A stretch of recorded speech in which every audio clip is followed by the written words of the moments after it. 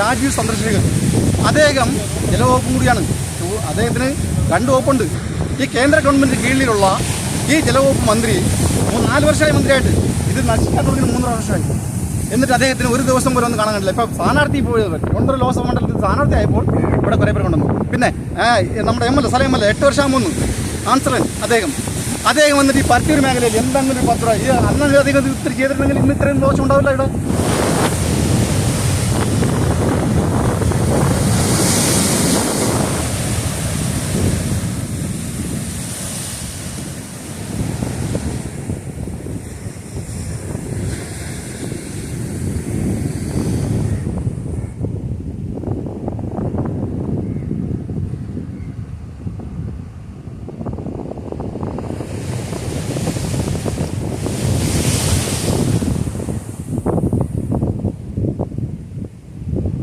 ഇത്രയും വീട് ഇന്നലെ ഇടിഞ്ഞതാണ്. സർക്കാർ തിരിഞ്ഞു നോക്കാൻ തോന്നുന്നുണ്ടോ? ഇനി തിരിഞ്ഞു നോക്കുന്ന എനിക്ക് തോന്നുന്നില്ല.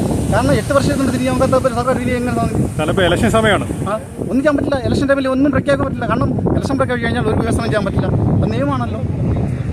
ഇലക്ഷൻ പ്രഖ്യാപിച്ചു കഴിഞ്ഞാൽ ഒരു വികസനം ചെയ്യാനുള്ള പാടില്ല. അത് നിയമമാണ്. ആ നിയമം കൊണ്ട് ഇനി എന്ത് ചെയ്യാൻ പറ്റും? ഗ്രാമപഞ്ചായത്തിൻ്റെ കീഴിൽ വന്നിട്ട് ഒരു വണ്ടി JCB കൊണ്ടുവന്നിട്ട് ഈ മണ്ണ് നിർത്തി ഒരു പോസ്റ്റ് ആട്ടയോ ഒക്കെ ചെയ്യാം. അത് ഗ്രാമപഞ്ചായത്തിൻ്റെ കീഴിലുള്ള വരുന്നതാണ്. അതെല്ലാം കഴിഞ്ഞിട്ട് ഒന്നും ചെയ്യാൻ പറ്റില്ല.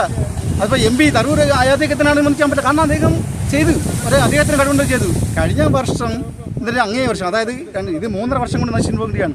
3.5 വർഷം കൊണ്ട് നശിച്ചു പോവുകയാണ്. പക്ഷേ ജലവധി വകുപ്പ് മന്ത്രി, സെൻട്രൽ ഗവൺമെൻറ് മന്ത്രിയായ രാജീവ് ചന്ദ്രശേഖർ അദ്ദേഹം ജലവകുപ്പും കൂടിയാണ്. അദ്ദേഹത്തിന് 2 വകുപ്പുണ്ട്.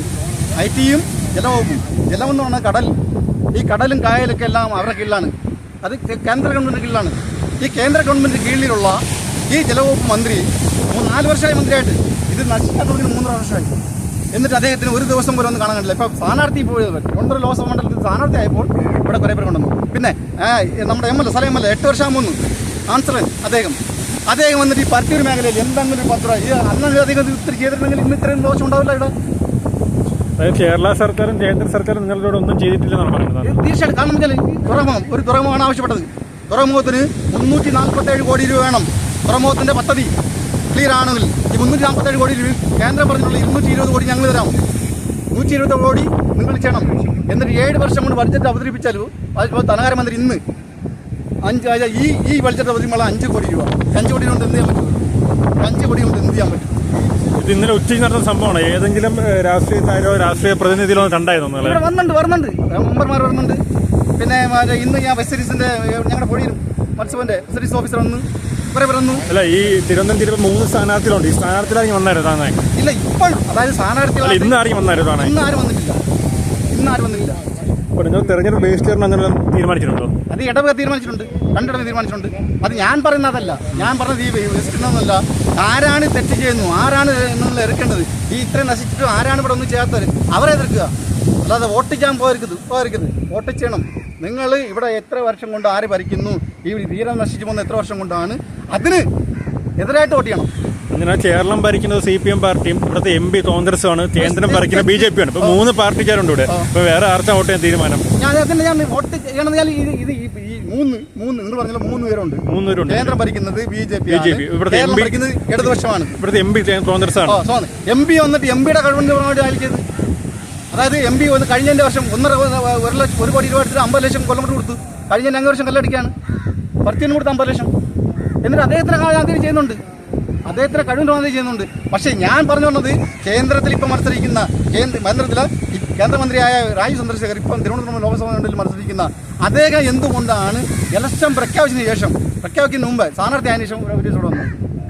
അദ്ദേഹം മന്ത്രിയായിട്ട് എത്ര വർഷമായി? 4 വർഷമായി. ഈ തീരം നശിച്ചിട്ട് എത്രയായി? 3.5 വർഷമായി. അപ്പോൾ ഇതിനിടയ്ക്ക് വെച്ച് BJP-യിലെ നേതാക്കന്മാർ ആരെങ്കിലും ഒരു ദിവസം ഈ തീരം സന്ദർശിക്കാൻ കൊണ്ടുവന്നിട്ടുണ്ടോ? പിന്നെ സ്ഥാനാർത്ഥി ആയതിനു ശേഷം കൊണ്ടുവന്നു. അത് പിന്നെ വീണ്ടും സ്ഥാനാർത്ഥി വന്നപ്പോൾ നിങ്ങൾ സംസാരിച്ചാണ് ഈ കാര്യങ്ങളൊക്കെ? ഞാൻ സംസാരിച്ചു. എന്ത് പറഞ്ഞു? എന്നൊരു പ്രശ്നമായി ഇവിടെ. എന്നാൽ ആളുകൾ പറഞ്ഞ ഞാനൊരു രാഷ്ട്രീയ നേതാവാണ്, ഞാനൊരു പൊതുപ്രവർത്തകൻ എന്നുള്ളതൊക്കെ നിങ്ങൾക്ക് ഇത് പാടില്ല, വേറെ ആരെങ്കിലും പറഞ്ഞാൽ മാത്രം മതി എന്നൊക്കെ പറഞ്ഞു ആളുകൾ. പക്ഷേ ഞാൻ അതോടെ തെറ്റിദ്ധരുത്തി. കാരണം അവർ പറഞ്ഞാൽ ന്യായമുണ്ട്.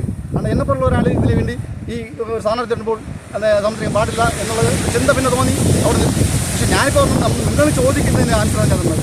നിങ്ങൾ ചോദിച്ചതാണ് ഇത്രയും കാലം ഇങ്ങനെ ഇരിക്കുമ്പോൾ ഈ തീരെ നശിച്ചു പോകൊണ്ടിരിക്കുന്നു ഈ പർത്തിയൂർ മേഖലയിൽ ഏതെങ്കിലും രാഷ്ട്രീയ നേതാക്കന്മാർ കോൺഗ്രസിന്റെ നിങ്ങളൊരു എം പി എന്ന് പറയുന്ന ആള് 15 വർഷം കൊണ്ടിരിക്കുന്നു. ഇവിടെ ചിലർ ചോദിക്കും 15 വർഷം കൊണ്ട് അയാൾ എന്ത് ചെയ്യുന്നു? ഈ 15 വർഷം കൊണ്ട് അയാൾ ചെയ്തു. അയാൾ ഈ അയാളുടെ മണ്ഡലം ഇവിടെ മാത്രമല്ല, പൊഴിയിൽ മാത്രമല്ല, കഴക്കൂട്ടവരുണ്ട്. അയാൾ ഈ തീരത്തിൽ, അതായത് പൊഴിയിലോട്ട് കഴക്കൂട്ടം ആ വർക്കല വരെയും അത് കഴിഞ്ഞിട്ട് നമ്മുടെ പരമാവധി വരെയും അയാൾ ഷെട്ട് കെട്ടി. ആ ഷെട്ടൊക്കെയാണ് ഇപ്പോൾ കിടക്കുന്നത്. 10-12 വർഷം കഴിഞ്ഞ ഇതാണ്. ഇവിടെ 54 ലക്ഷം രൂപയ്ക്ക് ഒരു ഷെട്ട് ഓഗി പാർക്ക് ഒരു ഓഗി പാർക്ക് ഉണ്ടാക്കി. അത് ആൻസലിൻ്റെ എന്തോ ഉണ്ടാക്കി 6 മാസമൊന്നുമില്ല ഇതാ കിടക്കുന്ന നിലവില്ല. ഇത് 12 വർഷം കഴിഞ്ഞിട്ടാണ്, 12 വർഷം കഴിഞ്ഞാണ്. അപ്പോൾ ആ ഫില്ലർ നോക്കും, അതെങ്ങനെയാണ് ഫില്ലർ ഫിറ്റ് ചെയ്ത് ആ ബിൽഡിംഗ് ഉണ്ടാക്കി, ആ ഷെട്ട് ഉണ്ടാക്കിയിരിക്കുന്നത്. താങ്കളൊന്ന് നോക്ക്, സാറൊന്ന് നോക്ക്.